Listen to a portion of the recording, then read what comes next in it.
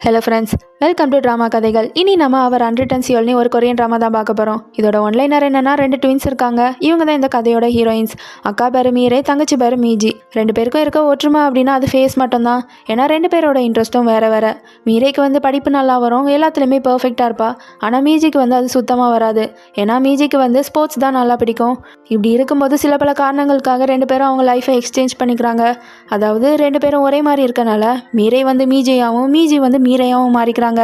இன்னொரு பக்கம் ஹீரோ பேரு ஹோசு வந்து ஒரு லாயரா இருக்கான். ஒரு பெரிய லா ஃபார்ம்ல வந்து ஒர்க் பண்றான். இவனோட பாஸ்ட்ல நடந்த ஒரு சில இன்சிடென்ட்னால அவனோட ட்ரூ செல்ஃபே மறந்து என்ன நடந்தாலும் எந்த ஃபீலிங்ஸையும் காட்டிக்காம அப்படி ஒரு போரிங்கான லைஃபை வாழ்ந்துக்கிட்டு வரான். அப்படியுமே பாஸ்ட்ல என்ன நடந்துச்சு, இனிமே லைஃப் எப்படிலாம் மாறப்போகுது, அப்புறம் ஹீரோயின்ஸ் அவங்க லைஃபை எக்ஸ்சேஞ்ச் பண்ணிக்கிட்டனால என்னெல்லாம் ஃபேஸ் பண்ண போறாங்க, நீ ரொம்பவே அழகா ரொமான்ஸ் பாஸ்ட் சஸ்பென்ஸ்னே இன்ட்ரெஸ்டிங்கா சொல்ற கதை தான் அவர் அன்ரிட்டன் சியோல். சரி வாங்க கதைக்குள்ள போலாம். எபிசோட் ஸ்டார்டிங்கே வந்துட்டு மீஜியோட வாய்ஸ் ஓவரில் தான் ஆரம்பிக்குது. நானும் என் அக்காவும் ட்வின்ஸ். ஆக்சுவலி என் அக்காவுக்கு தான் மீஜிங்கிற பேரை வைக்கிறதா இருந்தாங்க. ஆனால் அவள் பிறக்கும் போதே கொஞ்சம் வீக்காக இருந்தனால அவளுக்கு தான் ஃப்யூச்சர் உண்மையிலே தேவைங்கிறதுனால அவளுக்கு வந்துட்டு மீரேன்னு பேரை வச்சிட்டாங்க. ஏன்னா மீரே அப்படின்னா ஃப்யூச்சர்னே அர்த்தம். இதனால மீஜிங்கிற பேரை எனக்கு வச்சிட்டாங்க. மீஜி அப்படின்னா என் வாழ்க்கை எதை நோக்கி போகுதுன்னு என்னமே தெரியலங்கிறது தான் அர்த்தம். என் அக்காவும் நானும் பார்க்க எக்ஸாக்டாக ஒரே மாதிரி இருப்போம். எந்த அளவுக்குன்னா எங்கள் அம்மாவால் கூட யார் மீரே யார் மீஜின்னு கண்டுபிடிக்க மாட்டாங்க. ஆனால் எங்களை வந்துட்டு ஈஸியாக கண்டுபிடிக்கிற 2 பேர்னா, ஒன்று எங்கள் அப்பா, இன்னொன்று வந்து பாட்டி. ஏன்னா எங்கள் அம்மா வந்துட்டு எப்போவுமே வேலைன்னு இருப்பாங்க. எங்களை வந்துட்டு அதிகமாக கேர் பண்ண மாட்டாங்க. ஆனால் அப்பா வந்துட்டு எப்போவுமே எங்கள் கூட டைம் ஸ்பெண்ட் பண்ணுவாங்க. ஆனால் ஒரு கட்டத்தில் எங்கள் அப்பாவுமே இறந்து போயிடுறாங்க. இதுக்கப்புறம் எங்கள் பாட்டி தான் எங்களை பாசமாக வளர்க்குறாங்க. இப்படியே நாட்கள் போகுது. என் அக்கா வந்துட்டு கொஞ்சம் வீக்காக இருக்கனால அவளுக்கு வந்துட்டு எப்போவுமே மெடிசன்லாம் கொடுப்பாங்க. ஆனால் அவளுக்கு வந்துட்டு சாப்பிட சுத்தமாக பிடிக்காது. ஆனால் எனக்கு வந்துட்டு அது சாப்பிட்றதுலாம் ஒரு விஷயமே கிடையாது. எனக்கு வந்துட்டு மேக்ஸ் வந்து சுத்தமாக வராது. ஆனால் என் அக்கா வந்துட்டு மேக்ஸ் நல்லாவே பண்ணுவா. நான் வந்துட்டு ஏதாச்சும் தப்பு பண்ணேன் அப்படின்னா எங்கள் அம்மா வந்துட்டு எப்பவும் ஏதாச்சும் ஒரு மேக்ஸ் ப்ராப்ளம் கொடுத்து அதை சால்வ் பண்ண சொல்லுவாங்க. எனக்கு வந்துட்டு அது சுத்தமாக பிடிக்காது. இதனால நானும் என் அக்காவும் ஒரு ப்ராமிஸ் பண்ணிக்கிறோம். எனக்கு பிடிக்காத விஷயம் எல்லாத்தையுமே என் அக்கா வந்துட்டு எனக்காக பண்ணுவா. அவளுக்கு பிடிக்காத விஷயம் எல்லாத்தையுமே நான் அவளுக்காக பண்ணுவேன். இப்படியே வந்துட்டு டெய்லியும் ப்ராமிஸ் பண்ணி 2 பேரும் ஆள் மாறாட்டம் பண்ணி ஹெல்ப் பண்ணிட்டு இருக்கோம். ஆனால் வந்துட்டு ஒரு நாள் 2 பேருமே மாட்டிக்கிறோம். இதனால வந்துட்டு என்னோட ஹேரை வந்து ஷார்ட்டாக கட் பண்ணிடுறாங்க. இதனால வந்துட்டு எங்களை ஈஸியாக ஐடென்டிஃபை பண்ண முடியுது அவங்களால. இதனால வந்துட்டு எங்கள் ப்ராமிஸும் அன்னையோட ஸ்டாப் ஆகுது. அதுக்கப்புறம் நாங்கள் எங்கள் லைஃப்பை நாங்களே வாழ ஆரம்பிக்கிறோம். நானும் என் அக்காவும் பார்க்க மட்டும்தான் ஒரே மாதிரி இருப்போம். 2 பேரோட இன்ட்ரெஸ்ட்டும் வேற வேற. அக்கா வந்துட்டு நல்லா படிப்பா, எல்லாத்துலேயுமே பெர்ஃபெக்டாக இருப்பா. இப்போ கூட அவள் தான் ஸ்கூலோட டாப் ஸ்டூடெண்டாக இருக்கா. அதுக்காக நிறைய ப்ரைஸ்லாம் கூட வாங்குவா. ஆனால் எனக்கு வந்துட்டு இதெல்லாம் சுத்தமாக வராது. ஏன்னா எனக்கு வந்துட்டு ஸ்போர்ட்ஸ் தான் ரொம்ப பிடிக்கும். நான் வந்துட்டு ஒரு நாள் வேகமாக ஓடுறத என்னோட பிடி டீச்சர் பார்த்துட்டு என்னை வந்துட்டு நிறைய காம்படிஷனில் ஓட வைக்கிறாங்க. நானும் வந்துட்டு நிறைய ப்ரைஸ்லாம் வாங்கினேன். அப்படிதான் இந்த முறையும் ஒரு காம்படிஷனில் ஓடிட்டு இருக்கேன். நான் தான் வேகமாக ஓடுறேன். ஆனால் வந்து ஒரு கட்டத்தில் விழுந்துடுறேன். இதனால என் காலில் வந்து அடிபடுது. அதனால இனிமே என்னால் ஓட முடியாமல் போகுது. இப்போ தான் நான் எனக்காக ஒரு அடையாளத்தையும் உருவாக்கிட்டு இருந்தேன். ஆனால் அது இல்லைன்னு நினைக்கும் போது எனக்கு கொஞ்சம் கஷ்டமாக தான் இருக்குது. இப்படியே இந்த வாய்ஸ் ஓவர் கட் ஆகுது. அப்புறமா ப்ரெசென்ட்டில் காட்டுறாங்க. மீரே இப்போ சியோலில் ஒரு பெரிய கம்பெனியில் ஒர்க் பண்ணிட்டு இருக்கா. என்னதான் மீரே இப்போ ஒரு நல்ல நிலைமையில இருந்தாலும் அவன் வந்துட்டு ரொம்ப சந்தோஷமா இருக்க மாதிரி தெரியல.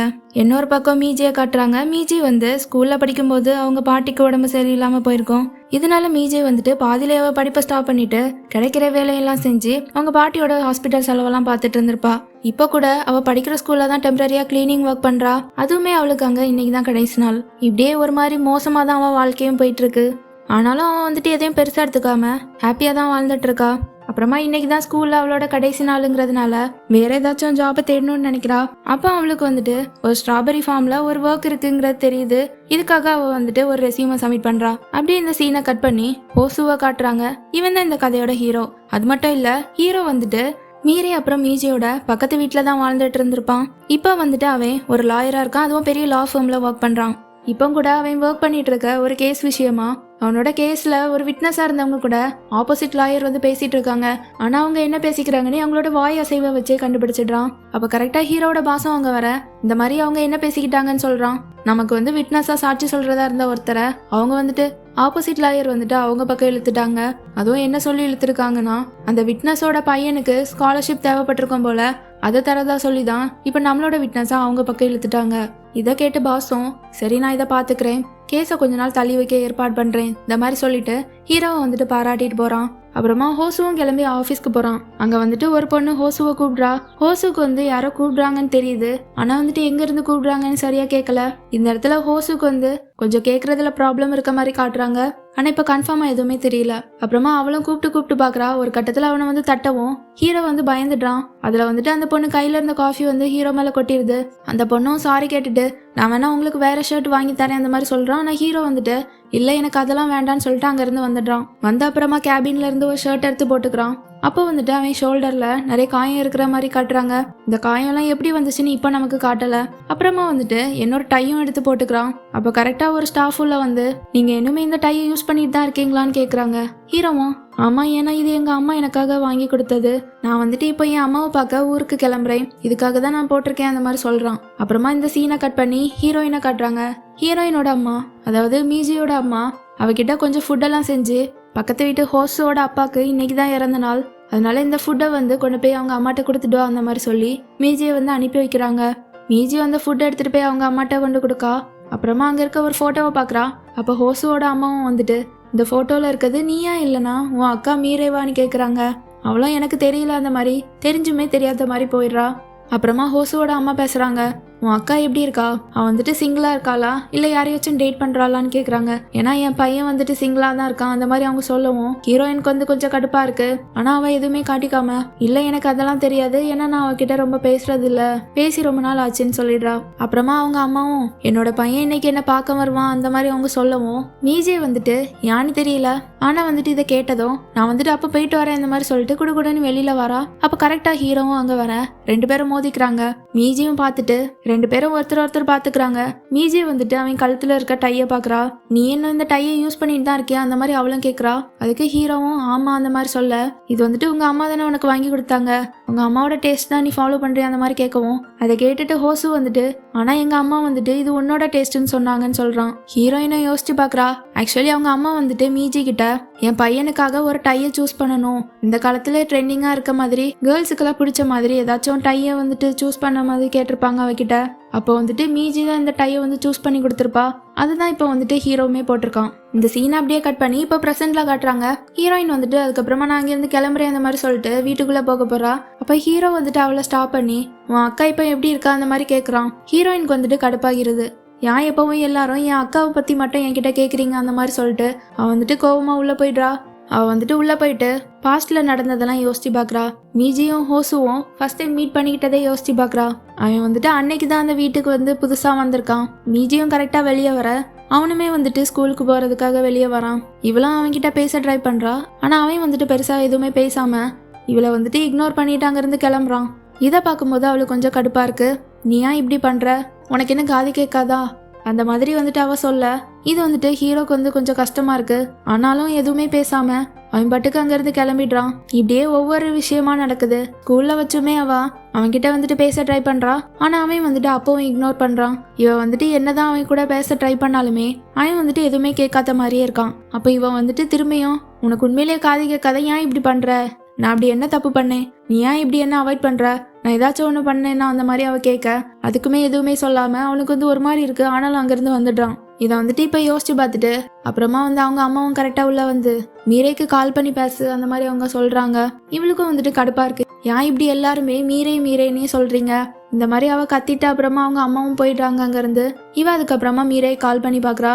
ஆனா வந்துட்டு மீரே அதை பாக்குறா. ஆனாலுமே வந்துட்டு கால் அவாய்ட் பண்றா. இதுக்கப்புறம் மறுபடியும் பாஸ்ட்ல காட்டுறாங்க. ஆக்சுவலி ஸ்கூல் படிக்கும் போது மீரே அப்புறமா ஹோசுவா வந்துட்டு சேர்த்து வச்சு பேசிட்டு இருப்பாங்க. எல்லாரும் ரெண்டு பேரும் டேட் பண்றாங்க அந்த மாதிரிலாம் ரூமர் இருந்திருக்கும். இதை இப்போ வந்துட்டு மீஜி யோசிச்சு பாக்குறா. அப்படியே இந்த சீனை கட் பண்ணி சேஜின்னு ஒரு புது கேரக்டரை காட்டுறாங்க. சேஜினை வந்துட்டு நிறைய பேர் கிண்டல் பண்றாங்க. இவன் வந்துட்டு இதுக்கு முன்னாலேயும் ஒரு ஃபார்ம் வச்சிருப்பான் போல, அதில் வந்துட்டு நிறைய ஈல்டு கிடைக்கல போல. இதை வந்துட்டு சொல்லி அவங்க கிண்டல் பண்ணுவோம். இவனும் வந்துட்டு பதிலுக்கு சண்டை போட போறான். ஆனால் ஒருத்தர் வந்து அவனை கூப்பிட்டு அங்கேருந்து போயிடுறாரு. போயிட்டு வந்துட்டு நிறைய ரெசியூமை கொடுத்து இவங்கெல்லாம் உன்னோட ஃபார்மில் ஒர்க் பண்ண அப்ளை பண்ணியிருக்காங்க அந்த மாதிரி அவர் சொல்கிறாரு. இவனும் அந்த ரெசியூம்லாம் எடுத்து பார்க்குறான். அதில் மீஜியோட ரெசியூமும் இருக்குது. அதை வந்துட்டு பார்த்துட்டு என்ன இந்த பொண்ணு பாதியிலே படிப்பை ஸ்டாப் பண்ணிட்டாளா, எந்த குவாலிஃபிகேஷனும் இல்லைங்கிற மாதிரி அனுப்பியிருக்கா, ஏன் படிக்கும்போது ஏதாச்சும் ப்ராப்ளம் பண்ணாலாம் அந்த மாதிரி அவன் கேட்க அதுக்கு அவர் சொல்கிறாரு, அப்படிலாம் இல்லை, அவன் வந்துட்டு படிக்கும்போது அவளோட பாட்டிக்கு வந்து உடம்பு சரியில்லாமல் போயிருக்கோம். அவள் படிப்பை வந்து பாதியிலே ஸ்டாப் பண்ணிட்டு கிடைக்கிற வேலையெல்லாம் செஞ்சுட்டு இருந்திருப்பா. இதனால தான் இப்போ அவளுக்கு சொல்லிக்கிற மாதிரி எந்த ஜாப்புமே இல்லை. இந்த மாதிரி அவரும் சொல்லிட்டு போக அவன் வந்துட்டு அந்த ரெசியூமே பார்த்துட்டு இருக்கான். இப்படியே இந்த சீனையும் கட் பண்ணுறாங்க. அப்புறமா வந்துட்டு மீஜியை கட்டுறாங்க. மீஜியை வந்துட்டு அவங்க பாட்டியை பார்க்கறதுக்காக ஹாஸ்பிட்டல் போயிருக்கா. அவங்க பாட்டிக்கு வந்து ரொம்பவே உடம்பு சரியில்லை போல. அவங்க பாட்டிக்கு வந்துட்டு ஹீரோயினை பார்க்க ரொம்பவே கஷ்டமா இருக்கு. தன்னால தான் தன்னோட பேத்தியோட வாழ்க்கை மோசமா இருக்குன்னு ஃபீல் பண்றாங்க. அப்புறமா மீஜி வந்துட்டு மீரேக்கு கால் பண்றா. நீ எத்தனை நாள் தான் அங்கேயே இருக்க போற, ஒரு நாள் ஆச்சும் பாட்டி வந்து பார்க்கலாம்ல. இந்த மாதிரி அவ வந்துட்டு மீரேட்ட சொல்றா. ஆனா மீரே வந்துட்டு இல்லை, என்னால வர முடியாது, இங்க வந்துட்டு லீவ்லாம் கிடைக்க ரொம்ப கஷ்டம் அந்த மாதிரி சொல்லிட்டு அப்புறமா காலை வந்து கட் பண்ணிடுறா. இது அப்புறமா மீஜி வந்து வீட்டுக்கு போயிட்டு அவங்க அம்மாட்டையும் சொல்றா. அவன் என்னதான் பெரிய இடத்துல போய் வேலை பார்த்தாலும் ஒரு நாளாச்சும் பாட்டியை வந்து பார்க்கலாம்ல. இந்த மாதிரி அவள் வந்துட்டு மீரையை குறை சொல்லிட்டு இருக்கவும் அவங்க அம்மா வந்துட்டு மீரைக்கு தான் சப்போர்ட் பண்ணுறாங்க. நீ இப்படிலாம் மீரையை பற்றி தப்பாக பேசாத, அவளால் தான் நம்ம நல்ல நிலைமையில இருக்கோம். உன்னை பாரு, நீ எப்படி இருக்க, சொல்லிக்கிற மாதிரி எந்த அடையாளமே இல்லை, எந்த வேலையுமே இல்லாமல் இருக்க. இந்த மாதிரி மீஜையை வந்துட்டு குறை சொல்லவும் அவளுக்கு வந்துட்டு ரொம்பவே கஷ்டமா இருக்கு. உடனே வந்துட்டு அங்கேருந்து வெளியே வந்துடுறா. வெளியே வந்துட்டு ஒரு இத்து போன பாலை பார்த்து, நீ கெட்டு போயிட்டேன்னு ஒன்று தூர போட்டாங்களா, இல்லை தூர போட்டு நீ கெட்டு போனியா, அந்த மாதிரி அவள் வந்துட்டு இந்த மாதிரி தன்னோட வாழ்க்கையை நினைச்சு வருத்தப்பட்டுட்டு அந்த பாலை வந்து ஓங்கி மிதிக்கிறா. அப்ப கரெக்டா ஹோசு அங்க வந்து எதுக்காக வேகமா மிதிக்கிற பார்த்து அந்த மாதிரி அவன் சொல்றான். அப்ப அவளும் ஏன் இந்த பால் நாசமாகிறான்னு சொல்றியா அந்த மாதிரி அவ கேட்க, இல்ல உன்னோட காலுக்கு எதுவும் ஆகிறாமன்னு தான் சொல்றேன் அந்த மாதிரி அவன் சொல்ல, மீஜியும் வந்துட்டு அவனை பார்த்துட்டு இந்த கால் இருந்து என்னத்துக்கு, என்னாலதான் இனிமே ஓட முடியாதே, அப்போ இது இருக்கிறதும் ஒன்று தான், இல்லாமல் இருக்கிறதும் ஒன்று தான் அந்த மாதிரி அதை நினச்சி ஃபீல் பண்ணுறா. ஏன்னா இவன் வந்துட்டு முன்னாடி நல்லாவே ஓடுவா, கால் வந்து அடிபட்டதுனால அதுக்கப்புறம் அவளால் ஓட முடியாமல் போயிருக்கோம். இதை நினச்சி இப்போ அவன் ஃபீல் பண்ணுறான். அப்புறமா ஹீரோவும் அவகிட்ட நான் வந்துட்டு நேற்று மீரை எப்படி இருக்கான்னு கேட்டேன், நீ ஏன் போயிட்ட அந்த மாதிரி அவன் கேட்கவும் மறுபடியும் மீரையை பற்றி பேசவும் மீஜிக்கு வந்து ரொம்பவே கடுப்பாயிட்டு டக்குனி வந்து கையெடுக்கவும் அப்போ வந்து தெரியாமல் அவன் காதில் வேகமாக பட்டுறது. இதனால அவனுக்கு வந்து காதில் ஏதோ வலி எடுக்குது போல. அப்படியே அப்புறம் பாஸ்டில் காட்டுறாங்க. ஒரு நாள் வந்துட்டு மீஜே பால் வச்சு விளையாடிட்டு இருக்கும்போது அது வந்து கரெக்டாக ஹீரோவோட காதில் வந்து அடிச்சிருது. அவனுக்கு அப்பவும் பிரசன்ட்ல நடந்த மாதிரி காதில் ஏதோ வலி எடுக்குது. இவளும் ஓடி வந்து உனக்கு என்னாச்சு, ஏன் இப்படி இருக்க, ஏதாச்சும் ப்ராப்ளமா அந்த மாதிரி கேட்குறா. அவன் வந்துட்டு ரொம்ப பயப்படுறான் போல. இறுக்கமாவ கையை வந்து பிடிச்சிக்கிறான். கொஞ்ச நேரத்தில் சரியானதும் ஹோசு வந்து அங்கேருந்து எந்திரிச்சு போயிடுறான். மீஜியும் பின்னாலே போயிட்டு ஏன் என்ன அவாய்ட் பண்ணுறேன், நான் ஏதாச்சும் தப்பு பண்ணேனான்னு கேட்குறா. ஆனால் ஹோசு எதுவுமே பேசாமல் போகிறான். மீஜி உடனே உனக்கு என்ன காது கேட்காதா, ஏன் இப்படி பண்ணுறேன்னு கேட்கவும் அவனுக்கு வந்துட்டு காதெல்லாம் ஒரு மாதிரி வலி எடுக்குது. அங்கேயே வந்துட்டு விழுந்துடுறான். இவனும் உடனே பதறிட்டு ஏன் உனக்கு என்னாச்சு, ஏதாச்சும் ப்ராப்ளமானு கேட்க அவன் வந்துட்டு பதிலுக்கு ஆமா எனக்கு உண்மையிலேயே காது கேட்காது, இப்போ உனக்கு சந்தோஷமா இருக்கா இந்த மாதிரி அவன் சொல்லிட்டு அப்படியே எந்திரிச்சு வீட்டுக்கு போயிடுறான். இவளும் அப்புறமா வீட்டுக்கு போயிட்டு மீரேட்ட பேசுறா. அப்பதான் மீரையும் சொல்றா, அதாவது ஒரு ஆக்சிடென்ட்ல வந்துட்டு அவங்க அப்பா வந்து இறந்துருப்பாங்க. இவனுக்கும் வந்துட்டு லெஃப்ட் சைடு ஃபுல்லாவுமே ரொம்ப டேமேஜ் ஆயிருக்கும். இதனால அவனுக்கு வந்துட்டு லெஃப்ட் இயர் வந்து கேட்காது அந்த மாதிரி சொல்ல இப்பதான் மீஜிக்கும் புரியுது அவன் வந்துட்டு சொன்னதெல்லாம் எந்த அளவுக்கு ஹோசுக்கு வந்து ஹர்ட் ஆயிருக்கோன்னு யோசிச்சு பாக்குறா. இப்படியே வந்துட்டு இந்த சீன் கட் ஆகுது. இப்போ வந்து ப்ரெசென்ட்ல கட்டுறாங்க. மீஜி வந்து ஒரு ஐஸ் பேக் வாங்கி அதை வந்துட்டு ஹோசுட்ட கொடுக்கா. ஹோசும் வந்துட்டு வாங்கி அதை காதுல வச்சுக்கிறான். அப்புறமா ரெண்டு பேரும் கொஞ்சம் பேசுறாங்க.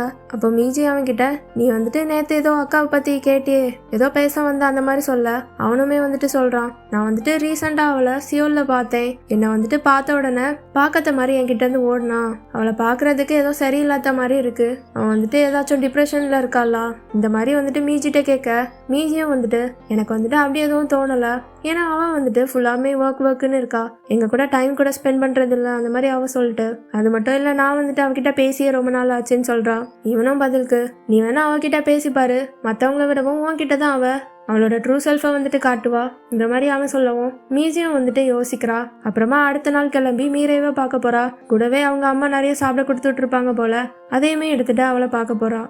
அப்புறமா ஆஃபீஸ்க்கு போயிட்டு மீரேவை பார்க்கலான்னு வரா. தான் வந்து ஆஃபீஸில் இருக்கதா சொல்லியிருப்பா. இதனால அவளும் ஆஃபீஸ்க்கு வந்திருப்பா. அப்புறமா மீரேக்கு கால் பண்ணி எங்கே இருக்கன்னு அவனை பார்க்க வரட்டுமா அந்த மாதிரி கேட்க மீரேவும் பதறா. இல்லை வராத, நீ வெளியே வெயிட் பண்ணு, நான் கீழே வரேன் அப்படின்னு சொல்லிட்டு வாரா. ஆக்சுவலி இப்போ அவன் வந்துட்டு ஆஃபீஸில் இருந்தெல்லாம் வரல, வீட்டில இருந்து தான் டைரெக்டாக வாரா.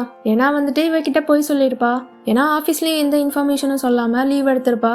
இதனால ஆஃபீஸில் யாரும் பார்த்துடக்கூடாதுன்னு இவளை வந்துட்டு கூட்டிட்டு ஒரு ரெஸ்டாரண்ட்ல போய் மீட் பண்ணுறா. ரெண்டு பேரும் பேசுகிறாங்க. மீஜியும் வந்துட்டு கேட்குறா உனக்கு ஏதாச்சும் ப்ராப்ளமா இந்த மாதிரி. மீஜியை கேட்குற எதுக்குமே வந்துட்டு மீரே வந்துட்டு எந்த பதிலும் பெருசாக சொல்லலை. அப்புறமா மீஜே வந்துட்டு நீ ஏன் வெக்கேஷன் சொல்லிட்டு கொஞ்ச நாள் லீவ் போடக்கூடாது, நீ வேணா ஆஃபீஸில் கேட்டுப்பாரு அந்த மாதிரி சொல்லவும், அதெல்லாம் நடக்கிற கதையே கிடையாது. எங்கள் ஆஃபீஸில் லீவ் கேட்கணும் அப்படின்னா ஒன்லே வந்துட்டு எனக்கு ஏதாவது உடம்பு சரியில்லாமல் போகணும், பேசாமல் நான் வேணா எங்கள் வீட்டில் இருந்து குதிச்சிடட்டா, நான் வந்துட்டு 2வது மாடியில் தான் இருக்கேன், கீழே குதிச்சாலும் நான் வந்துட்டு இறந்துலாம் போயிட மாட்டேன். இந்த மாதிரி அவன் வந்துட்டு கொஞ்சம் டிப்ரெஸ்டாக இருக்க மாதிரியே பேசுகிறான். ஆனால் வந்துட்டு பெருசாக வெளியே காட்டிக்கவும் மாட்டேங்கிறா. இவ்வளோ அதே கேட்டுட்டு நீ என்ன இப்படிலாம் பேசுகிற, சரி கொஞ்சம் வெயிட் பண்ணு, நான் இந்த வாரேன்னு சொல்லிட்டு மீஜி வந்து ரெஸ்ட் ரூம் போகிறா. அந்த கேப்பில் வந்துட்டு மீரே எந்திரிச்சு போயிடுறா. இவ்வளோ அப்புறமா கால் பண்ணி பேச அவன் வந்துட்டு நான் இல்லை ஆஃபீஸ்க்கு கிளம்பிட்டேன், நீ வந்துட்டு பத்திரமா வீட்டுக்கு போயிருன்னு சொல்லிட்டு காலை வந்து கட் பண்ணிடுறா. சரி கிளம்பலான்னு போகும்போது இவளுக்கு வந்துட்டு மீரை பேசினதெல்லாம் ஞாபகம் வருது. இவன் வந்துட்டு மாடியிலேருந்து குதிக்க போறதா பேசிட்டு இருந்தால, இதை வந்துட்டு நினைக்கும் போது ஏதோ தப்பா படுது அவளுக்கு. உடனே வந்துட்டு வீட்டுக்கு போறா. அதுக்கேற்ற மாதிரி அவளுமே வந்துட்டு எல்லாத்தையுமே ரெடி பண்ணிட்டு மேல இருந்து கரெக்டா குதிக்க போகும்போது கரெக்டா மீஜையும் வந்து அவளை வந்து காப்பாத்துறா. மீரையும் இப்போதான் தான் வந்து எப்படிலாம் கஷ்டப்பட்டுட்டு இருக்கா அப்படிங்கிறத மீஜிட்ட வந்து சொல்றா. அதாவது என்ன நடந்திருக்கும் அப்படின்னா, மீரே வந்துட்டு ஒர்க்ல ஜாயின் பண்ணியிருக்கும் போது ஒரு சீனியர் தான் வந்துட்டு எப்பவுமே இவளுக்கு வந்துட்டு சப்போர்ட்டா இருப்பாங்க. ஆனா அவங்களுமே வந்துட்டு ஆஃபீஸ்ல ஒர்க் பண்ற யாரோ ஒருத்தருக்கு அகேன்ஸ்டா ஏதோ பேசினனால அவளை வந்துட்டு எல்லாருமே ஒதுக்கி வச்சிருப்பாங்க, ஒரு மாதிரி புள்ளி கூட பண்ணியிருப்பாங்க. இதுக்காக வந்துட்டு இன்வெஸ்டிகேஷன்லாம் பண்ணும்போது ஹீரோயின்மே கூப்பிட்டு கேட்கும்போது ஹீரோயினும் வந்துட்டு சீனியருக்கு சாதகமாக பேசியிருப்பா. இதனால வந்துட்டு சீனியர் வந்து அப்புறமா ஒர்க் விட்டு நின்னதும் அதுக்கப்புறமா மீரேவை புள்ளி பண்ண ஆரம்பிச்சிருப்பாங்க. இதெல்லாம் மீஜி கிட்ட சொல்லி தான் வந்து எப்படிலாம் கஷ்டப்படுறான்னு சொல்லி ஃபீல் பண்றா. அவளும் அப்புறமா அவளுக்கு ஆறுதல்லாம் சொல்லி நீ வந்து இப்படி எந்த முடிவும் எடுக்காத, ஒழுங்கா வீட்டுக்கு போ, எல்லாம் நல்லதாவே நடக்கும் அந்த மாதிரி சொல்லி அனுப்பி வைக்கிறா. இவ்வளோ அப்புறமா பஸ்ல ஏறி போகும்போது இன்னுமே இவளுக்கு வந்துட்டு பயமா தான் இருக்கு, மறுபடியும் ஏதாச்சும் முடிவு எடுத்துருவாளோன்னு சொல்லிட்டு திரும்பியும் வந்துட்டு மீரேவை பார்க்க போறா. அப்போ மீரே கரெக்டா ஒரு பிரிட்ஜு கிட்ட நிக்கிறா. இவளும் கரெக்டா வரா. இவன் வந்துட்டு அவகிட்ட போயிட்டு நம்ம வந்துட்டு சின்ன வயசுல பண்ணிக்கிட்டோம்ல, எனக்காக நீயும் உனக்காக நானும் வந்து ஹெல்ப் பண்றதா சொல்லி அந்த மாதிரி இப்பவும் ஒரு ப்ராமிஸ் பண்ணிக்கலாமா, நம்ம வந்து லைஃபை எக்ஸ்சேஞ்ச் பண்ணிக்கலாமா அந்த மாதிரி கேட்குறா. இதோட வந்துட்டு இந்த எபிசோட் முடியுது. அடுத்த எபிசோட்ல என்ன நடக்க போகுதுன்னு தெரிஞ்சுக்கணும்னா உடனே நம்ம சேனலை சப்ஸ்கிரைப் பண்ணிக்கோங்க. கூடவே பக்கத்தில் இருக்க பெல் ஐக்கனை கிளிக் பண்ணி வச்சுக்கோங்க. அப்போதான் நம்ம போடுற எல்லா வீடியோஸோட நோட்டிஃபிகேஷனும் உங்களுக்கு வரும்.